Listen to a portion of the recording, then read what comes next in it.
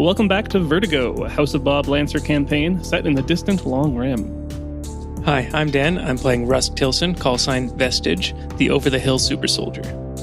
I'm Shaun, and I'm playing Petrakles, call sign Exodus, the adolescent war priest of Ares. This is Alex. I'll be playing Matt Ryoska, call sign P.C.B, the ever-loyal union-loving droid. Hi, I'm Shubert. I'll be playing Val, call sign VALKYRIE, a techno-Viking monster hunter. And I'm Jake, your game master.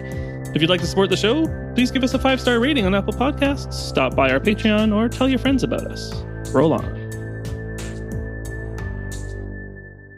Last episode, you had finally put down the writhe and secured the refining area, buying you some time to repair and resupply before heading deeper into the station.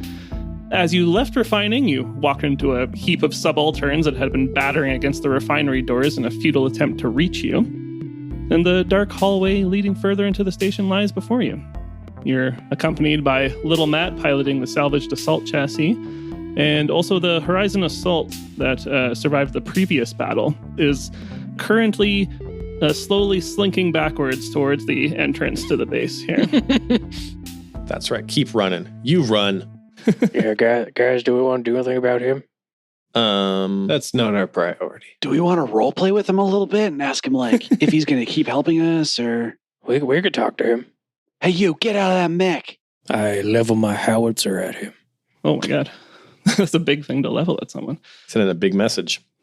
Sure, so you send out a little radio blast to them, and you get a response, and you can see the call sign in the IFF decoder in the message, which says call sign Bucket.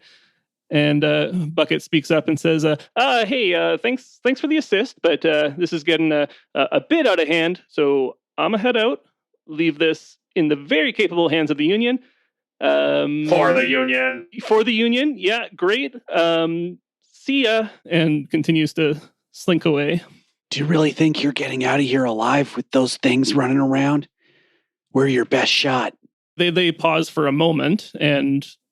well, you can't see their face, but they seem to be considering whatever you have just said, at least in terms of mech movement. Look, we're out here in the depths of space. There's a NHP out here that's going rogue. There's another one that we got to stop from getting infected the same way. We're in the middle of nowhere. Who knows how many other subalterns, mechs, whatever else is out there is waiting for you on your way out. Stick with us. Strength in numbers. We'll get you out of here alive, but we could use your help. All right, well, why don't you roll some kind of check, see if you can convince this person to stick around. Yeah, that was surprisingly diplomatic. Can I use lead or inspire to give an inspiring speech or motivate a group of people into action? That's sure what that sounded like to me. Yeah, go for it. I'm riled up. Oh, I only got a 9. Again, we should have asked before you rolled if there was anybody who was going to try to assist in some way on that. Oh, I don't think I have anything to help with. Okay. Well, you do have the option of pushing it, right? Which lets you roll again, but then there are possible consequences as well. Push it. Do we get to talk about what those consequences might be? We could. Because Yeah. I'm trying to imagine, like, he's going to quit harder. No, he's going to attack us. I think that's a suicide possibility mission. because you can tell this individual isn't... I don't think they think they're any more safe with you than they are with the base mechs here. Right. So they may lash out. They may... Betray us down the line. Yeah, they may just harbor a resentment that'll come up later, yeah. I feel like I'm willing to risk that. Is anybody willing to help me? Maybe threaten them or something like that? I don't know.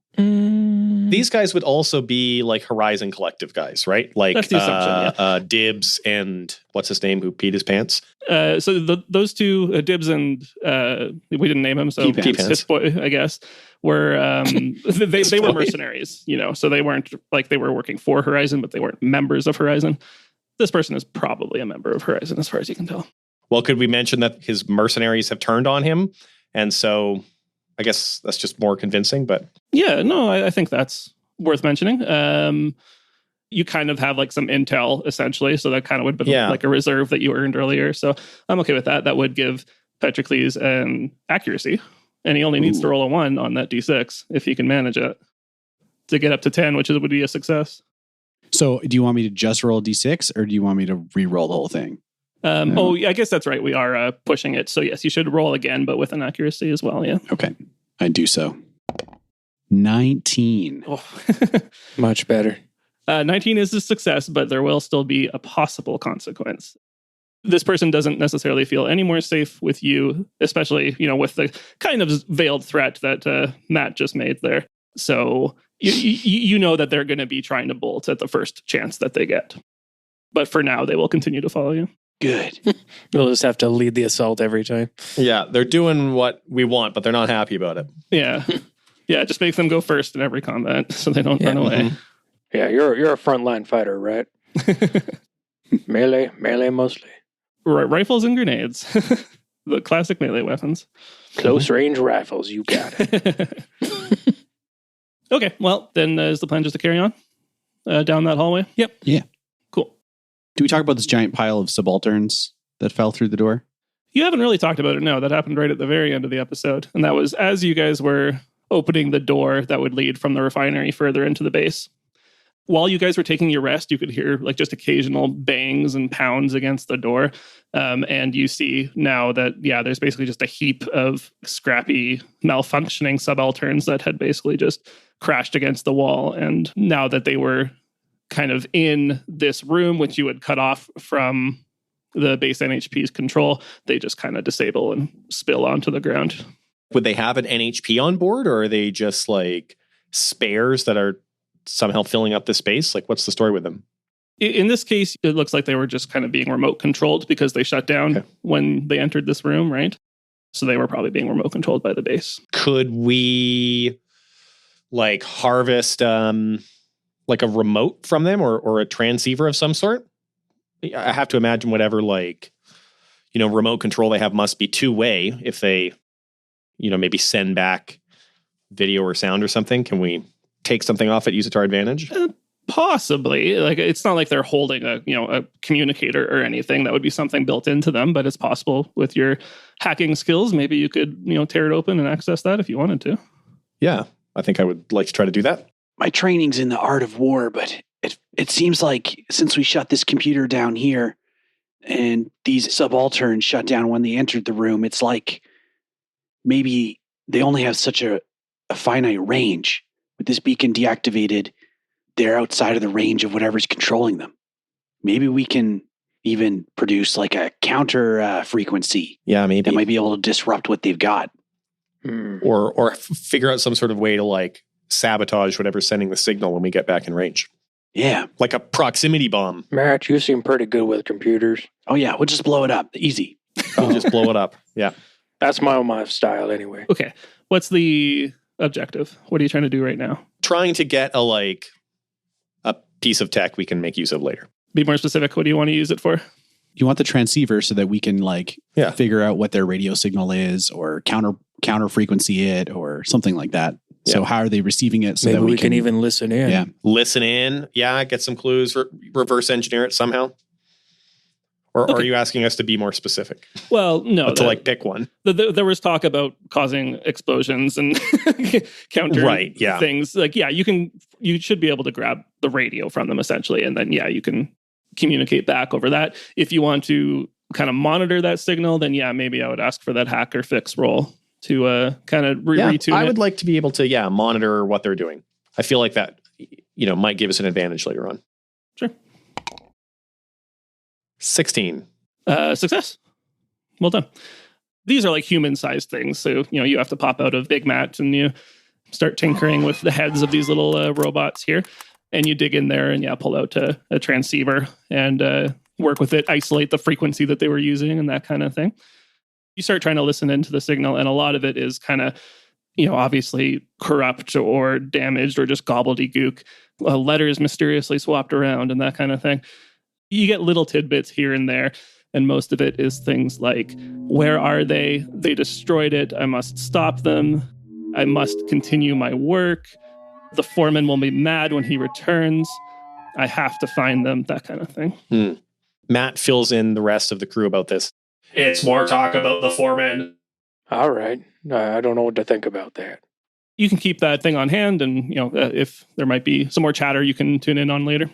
Okay. Matt gives the little droid shell that he pulled it out of a pat on the shoulder and says, "Thanks, pal. I'll make good use of this." It does nothing. Dice. It's symbolic. The camera holds steady on a discombobulated, dead NHP for a few moments. Then a light turns on. Oh. Okay. I'm honoring him. Okay. Anything more? Or are we moving on down the hall? I don't think there is anything else for us to do, is there? I think we're ready to go. Onward. So to production, I assume? Oh, we're backtracking to production? Oh, wait, there's nothing further down this hallway? No, yeah. I assumed you guys were heading deeper into the base. Oh, okay. Yeah. Sorry, I thought maybe the pile of subalterns was so high that we couldn't It's get like through. they this. saw Yeah, it. no, let's keep going. Yeah. Let's go deeper then. If No, we can. I wade through. And you We'll did get climb over the security pile. footage of production before, and you saw it was basically just a bunch of mining machines going haywire. So there wasn't Okay, anything too interesting there. Cool. Down we go. You follow the hallway for a short while. Metallic echoes as your mech clangs its way down.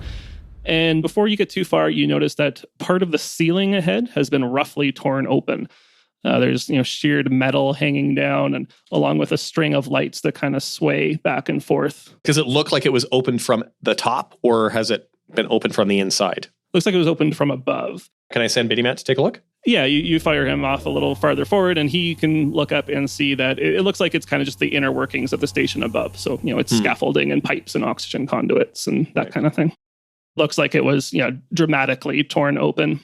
Maybe that's where the writhe came from originally. All right, let's keep going. Does it look like there's a chance of anything collapsing on us there, or is it damage long done a while ago? As you wonder about that, there is a clatter as two subalterns tumble out of the hole, clattering on top of Biddy Matt, who zips away just in time, and then the subalterns crash onto the floor. One of them kind of immediately scrambles back up to its feet, looks at you, and then begins to bolt at full speed down the hallway away from you. The second one doesn't move, and instead it stares at you from the floor where it landed with a blank, calculating expression. Petrakles shoots them. Wow. Okay. The one that's running away from you, you take a shot at, and there's a flash of light in this dark hallway from the muzzle of your cannon there, and it is just obliterated and falls onto the ground in a pile of scrap metal. As you fire on the one that was on the floor, just before it is obliterated, there's a little burst of data on the kind of open channel radio frequency here, but it's destroyed before any useful information gets out of it. Could we tell what it was trying to say or no? What you can tell is that it began with a Union identification signal. Oh. They were one of us. I was worried they were scouts. Maybe they were about to report back. Yeah. The one that was running away from you was running back towards where you assume, the armory is. So it was a reasonable assumption that one was a scout. Harder to say about the one that was just on the ground. Could have been a suicide kamikaze subaltern. You never know, man. You just tell yourself whatever will make you feel better. I will. Wow. Should we keep going?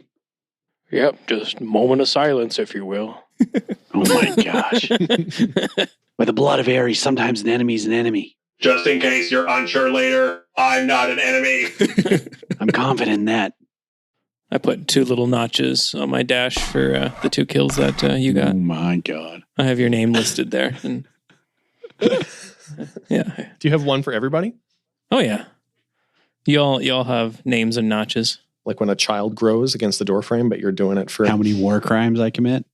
Mm-hmm. Soon you'll get like gold stars and like little smiley faces. That I can get behind. Merit badges for murder. So you continue on down the hallway, stepping around, some of the rubble that had fallen from the hole above. And you eventually get down to the end of this hallway, which ends in 3 doors. There's one big, heavy metal door right in front of you. And then there is a small human-sized door to your left. And then a mech-sized, but not nearly as kind of heavily armored or thick-looking as the main door on your right. Let's check the mech door to the south first, maybe. You head down this offshoot, and it eventually opens up into another room, which is easily identifiable as a hangar. You enter this room, you see there are large docking bays along both sides of the room. flanking a strip of moving walkways, which are full of loading and transportation equipment. Like in the rest of the facility, most of the machines are acting erratically. The moving walkways are stopping and starting at random, and the cranes spin wildly, that sort of thing. At the far end of the room, there's a thick blast door that presumably leads to the surface. There's also a smaller kind of side door on the north of this room. And then, more interestingly, there are 2 ships in here. Mm-hmm. One is a bulky and well-used cargo ship that looks like it's been repurposed to have some external mech drop pods on it. The main cargo hatch is currently wide open, and you see some crates and cargo inside. And on the side of the ship is emblazoned the name Edmund Fitzgerald II. The second ship is easily identifiable as a Union shuttlecraft. It's sleek, quick, difficult to detect on most scanners. It's not entirely unlike the Naboo Royal Starship in terms of looks. And yeah, your Union database on your mech recognizes it as Vic Rickard's personal ship, the hem of their garment. Oh, I love the Royal Starship. The hem of their garment. The other one was the Edmund. The Edmund Fitzgerald II. The wreck of Edmund Fitzgerald? II. They waited a long time to make a new one. Mm-hmm. As you guys enter Bucket, the Horizon assault beside you here, they see the ship and they start heading towards the Edmund Fitzgerald II. And they open the radio and say, "Oh, hey, great. That's my ride. Thanks, guys. It was good working with you. Talk to you later. Bye. For the Union." That's your ship?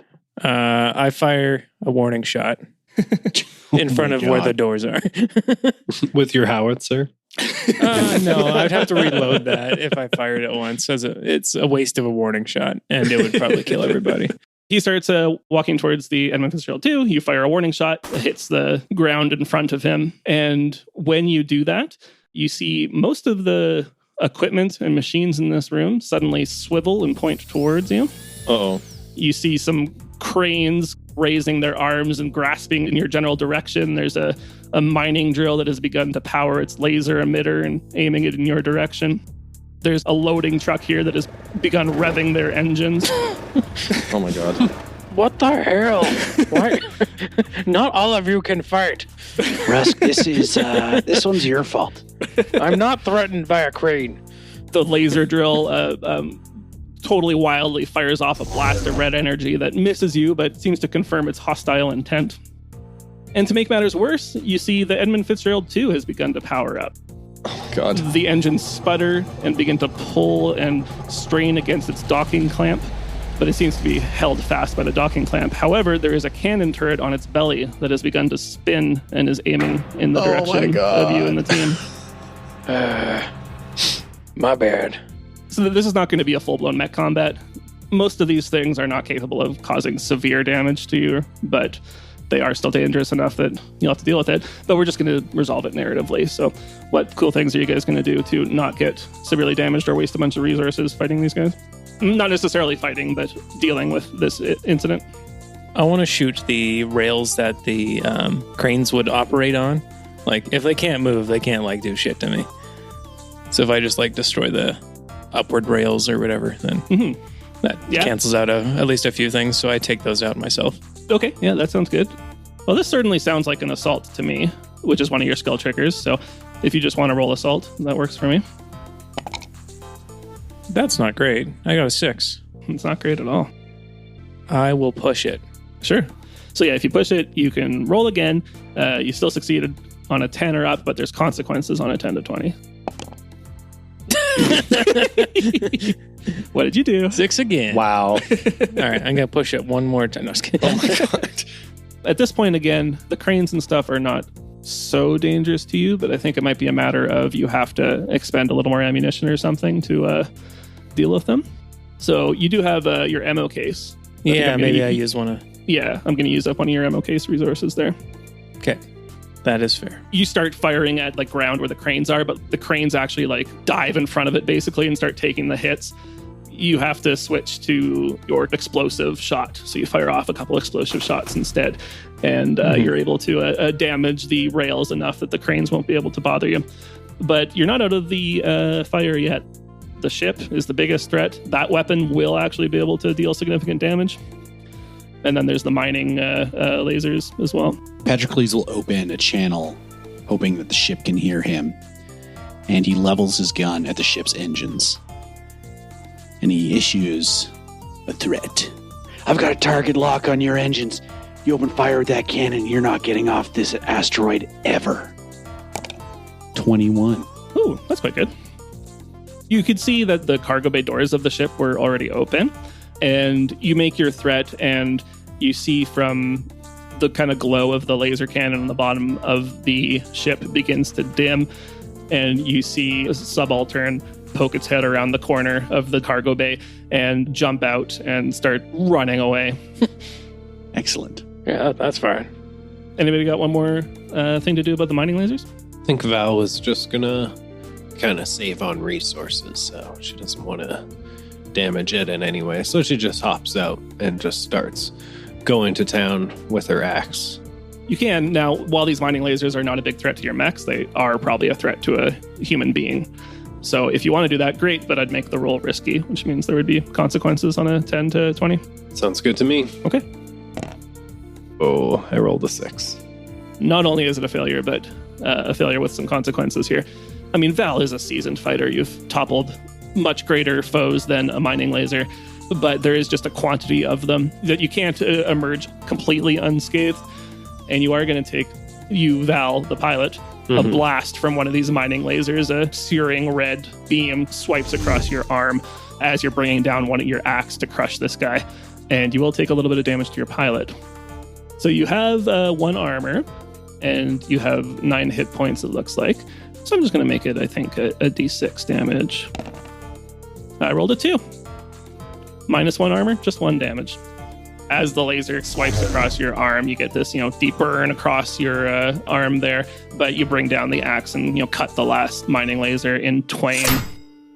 And then it is finally silent in this room. Well, not silent. There's like machines sparking and a couple of cranes that are flapping back and forth on the ground, but it looks like the threat is over. All right, Bucket. Anything else to say? I think no, actually. Probably for the best. I think you have destroyed their spirit. Nice. Good. That's what I like to hear. Was that our mission? That was the mission? Yeah. Oh, we can all go All right, now. Yeah, we can get on that Union ship and just peel out. Yes. Crush their spirit. Take that check. We hurt someone's feelings. Let's go. Yeah. All right, let's move on. So you said the big hangar door on the far side would just go out to space, probably. Yeah. This north door, do we have any idea where that would lead? You don't, as of now, anyway. I read the sign above it. Well, there's no sign. I looked through the window. As you got into this kind of area of the base, you know that, again, this armory is supposedly a bit of a secret, so it hasn't been as well labeled in this area. I can think of a few ways you might be able to find out more about what's around here. Can I look for subtext, motives, or threats in this situation? What skill is I go that? and open the door. That's read a situation. Oh, that would definitely work. Sure. I hit the open. Okay. I hit the Cool. open door button. I mean, that would Perception work. check Yeah. as he opens the door. 4. Oh man. Aries, you fool. I found the open door button right here. That's not what I was looking for. Oh, Rusk. It's beside the door. You never let me do what I want to do. You open up this side door, and it actually just opens up to a small hallway that leads to one of those thick security doors like you saw in the previous hallway. Based on this, it looks like it might connect to that other room with the big blast door. Side entrance, perhaps. Yeah, Do we want to check out that man hallway before we go through here? we could. With that big gaping hole, it's not open to like the vacuum of space, or is it? No, it looks like it goes into the inner workings of the base. So you see the scaffolding and pipes and things like that up there. Right. And then that's where the subalterns fell on top of you from. So I think we'll probably, I anyways want to backtrack, go through that small Yeah, hallway. Okay, sounds good. While we still have the And chance. then this side entrance might be really like a good way to enter into the armory if maybe we're not going to be expected to be coming from that direction. We could do a pincer maneuver. Oh, yeah. That's a good idea. I'm down for that. Okay, well, back to the main hallway outside of refinery for now. Okay. You take a peek down the kind of human-sized hallway there, and you see that it ends abruptly. The side wall has been blown inwards, so there's sheets of metal and rock that have been turned inwards, blocking that path. What a waste of time. Sorry, guys. It's all right. We're allowed to look. All right, do we want to do this pincher maneuver, hoping that we're entering the same room from the from this Two door? of us get absolutely like Pincher. destroyed. Yeah. I mean, it's possible. Can we put Bucket and Little Matt up on the one door and then the rest of us on the other, and then either Bucket or all of us will survive? One door will immediately kill anybody who goes through it. Petrakles is going to take the main door in the main hallway, the big I was armored going to door. stick up there with you, actually. Okay. So why don't you keep Buckets with you? I'm going to save you guys a little bit of time here. While you're in front of this door pondering what your pincer maneuver is going to look like, you notice that there is no observable control panel entry point. No obvious way to open this door from here. Right. So we're going to have to go through all going to have to go through the one. So we go through the other door. Okay, let's double back again. Both of those big blast doors, there was no obvious way to open them from the outside. They are big, thick security doors. And we can't go through the man door. Can we go through the hole that's ripped in the ceiling? It is human-sized, but yes. How far in could I send Biddy Matt to take a look? Oh, actually, yeah, I guess you could send Biddy Matt pretty far. So Yeah, do that. you send Biddy Matt up through the hole in the ceiling into the inner workings of the base. You know, again, he goes by scaffolding and pipes and wires and things like that. And you see that this torn out section of the base eventually leads up to another room. And you can see a long room that is full of computer banks and terminals and monitors. And you see a few little subaltern droids manning different terminals. From this vantage point, Biddy Matt can see that like the southern wall of this is actually a big glass window that is overlooking something. Okay. But from this point, he can't see what's through there, but he can see that that's what's there. It almost certainly looks into this big room. Almost certainly. I have to think that like through there or back to production are like the only places we can possibly go. I should say, you know, again, there was no obvious way to open those two doors. Doesn't mean it's impossible, but you just have to come up with something interesting. It seems like we're supposed to go through this hole. We didn't take a look at the ship, did we? Oh, yeah. We didn't look on the Union ship. You're right. Right. Yeah, we should.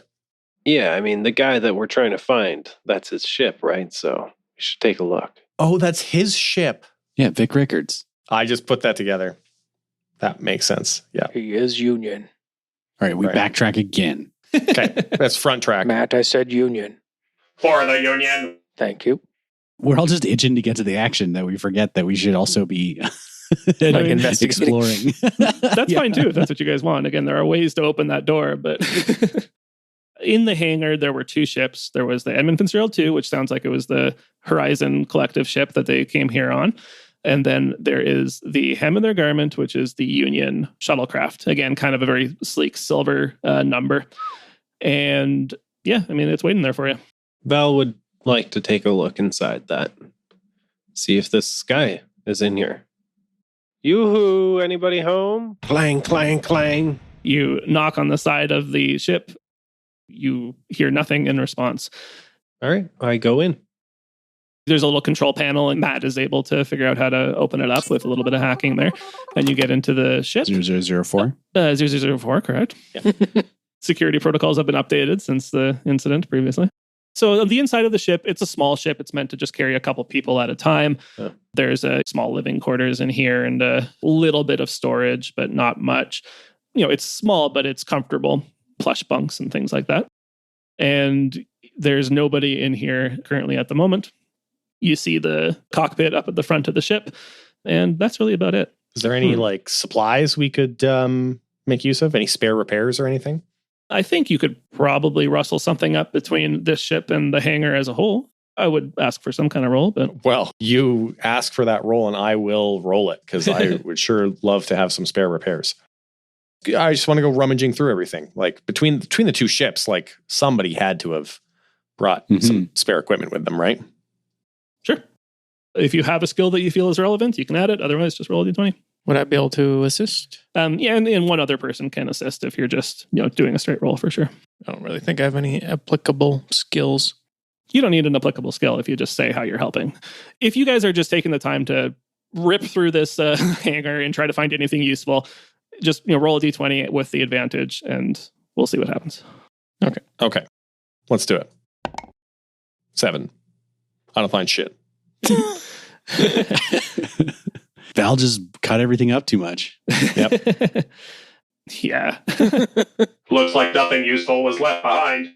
Unless you guys can think of something more interesting to happen. Because I don't want to just say no, nothing happens. But Does the Edmund Fitzgerald 2 have, by any chance, like a radio that we could use to communicate to Vic or to Septima 7? Are they still like connected to it in any way? So sorry, I think you mean the hem of their garment, which is the Union ship. That's what I meant. Yep. The hem of their garment. Maybe. I think that's something you could try. You would probably have to try to, configure the long range communications on here to identify the right signal and send it, but it'd probably be worth a try. Okay. I will do that. Would that be engineering?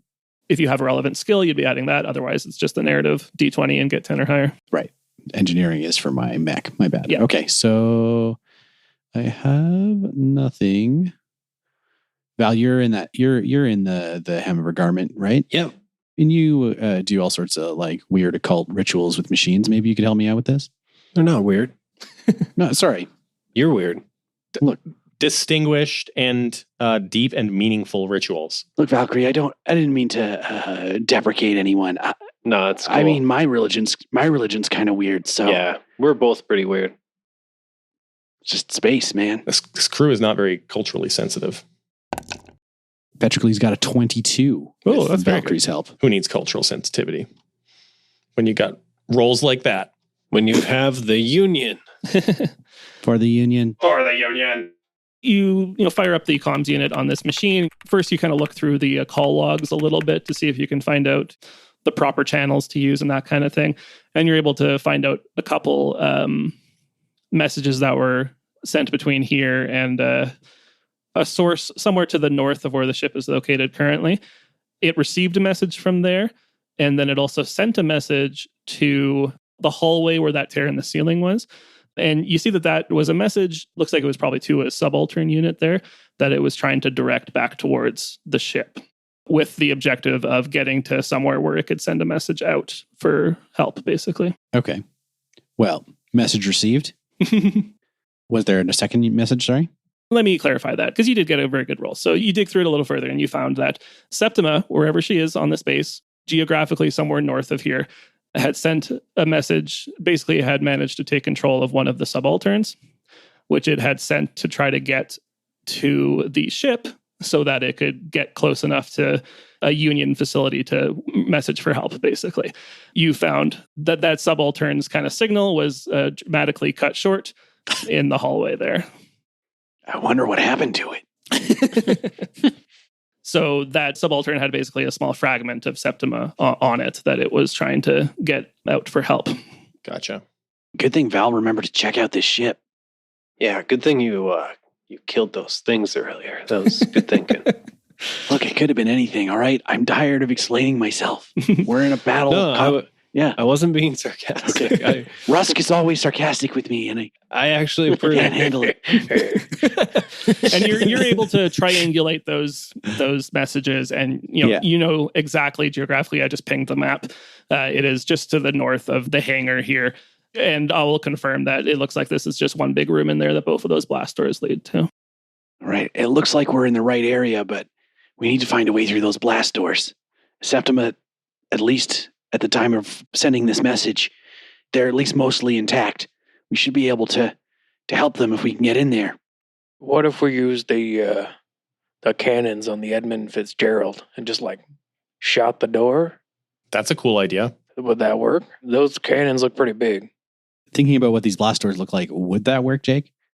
Yeah, I think that could work. It would look badass. Yeah, you guys, crunch the numbers. And I mean, these are internal systems. They're designed to fend off, mechs and people with little laser rifles and that kind of thing. Not a ship-mounted weapon? Yeah, a ship-sized cannon in here would be pretty effective. It might take a couple shots or something, but yeah, you could get through that door with that cannon. All right. Sounds like a fun idea. We climb aboard the Edmund Fitzgerald 2 and point the cannon at the blast door. Sure. You coerce Bucket into giving you the command key so that you can fire up the Edmund Fitzgerald 2 here, release the docking clamp, and line it up straight down this hallway. The ship itself couldn't fit through this hallway, but it's just basically the belly cannon that's like poking out through into the hallway. And with a few dramatic blasts of red energy, it blasts a hole through this door. You guys enter into a large room. You've entered in through the east side there. This looks to be the armory. You see 4 large printers in the corners. These are the big Schedule 2 printers that would print out, full-sized mechs. In the center of the room, there are 2 wide trenches that are in the ground, like you'd see in like a mechanic's shop, so someone could get underneath a machine and work on it, right? Mm-hmm. But it also looks like those rays can be raised and lowered. There is a catwalk that goes along the outside of both sides of the building, as well as a bridge that leads across. Underneath the catwalk is where you just emerged from. Mm-hmm. And then on the very far north of the room, you see a big control center. And you see in front of it, there is a big squad of subalterns, about 10 of them. These ones, unlike the other ones, are armed with a variety of blaster cannons and rifles. And they stand in front of an NHP that you recognize as Septima 7G. She is currently plugged into that big console there. And there's a bunch of wires heading out the back of her head and into the computer terminal. You can see that the 2 printers to the north of the room are currently active. There's one to the northwest, which is printing out a steady stream of tiny little drones with a variety of nasty-looking weapons on them. And the one in the northeast is printing out a constant stream of rockets and missiles, skipping the middleman and just printing out large rockets. And there's a stash of ammunition and missiles and rockets nearby that it has been printing out. From the printer in the northeast, you see it has just finished off printing a very large missile. As it finishes printing, the rocket thruster on the back begins to power up and shoot out a gout of flame, and it begins to rocket towards you. Well, shit. And we will be back in 2 weeks. Thank you for listening to this week's episode of The House of Bob. If you're enjoying the show, please give us a review on Apple Podcasts. Tell your friends about us. You can chat with us on social media at The House of Bob. You can also watch on YouTube if that's your preference. No judgment. Wow. Some strong feelings. It's okay. We won't think any less of you. If you'd like to support the show financially, despite what I've said, consider supporting the show on Patreon. There's a huge backlog of bonus content, including recordings like a director's commentary, one-shots. There's also RPG zines and a monthly blog post. And I'd like to make a particular special thank you to our newest patron, Craig T. Thanks, Craig. Yay, Craig. Thanks, Craig. You did it. Artwork for this episode was by Jake at Javix. Audio production by Alex, with Astronomic Audio. And the music was by Duke Albert and John Julius, licensed under Creative Commons by Attribution. And you can own that soundtrack if you want. You can get it at Duke Albert's Bandcamp. The link is in the show notes. And if you are a patron of the show, you get an additional 50% off that soundtrack. Thanks for I listening. can't afford not to. You'd be losing money not to. I'm just going to end the show now. Thanks for listening, everybody. Have a great evening. Roll on.